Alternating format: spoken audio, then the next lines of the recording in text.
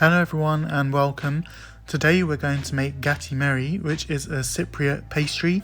For the syrup you're going to need 1 cup of caster sugar, 1 cup of water, 1 cinnamon stick, 4 cloves, and bring that to a gentle simmer for 10 minutes.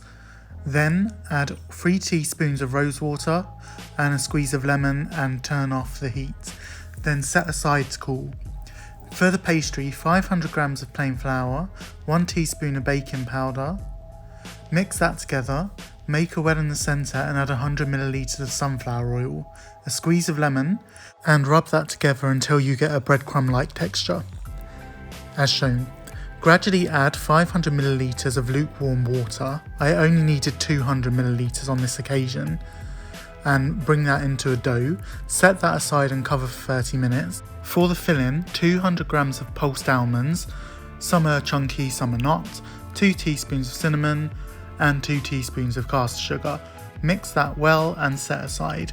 227 grams of clotted cream slackened with 3 teaspoons of milk. Then roll the pastry into a long shape and divide into portions. I cut this into 6, but I only ended up using 5. Roll it into a ball and flatten with the palm of your hand.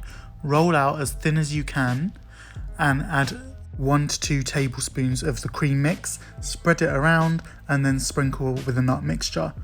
Roll it fairly tightly towards you until you end up with a tube of the pastry. Then, once that's done, tighten it with your hands, and I'm making a scrunched pattern, which you don't have to do. It's just, it looks prettier if you can get it to work. Sometimes I can, sometimes I can't. Put the first shape into a coil and place that into a well-greased round tray.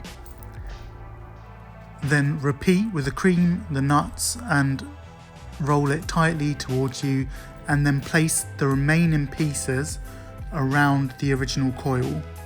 Brush with oil, splash with cold water to make it crispy, and bake for 50 minutes at 170°C fan.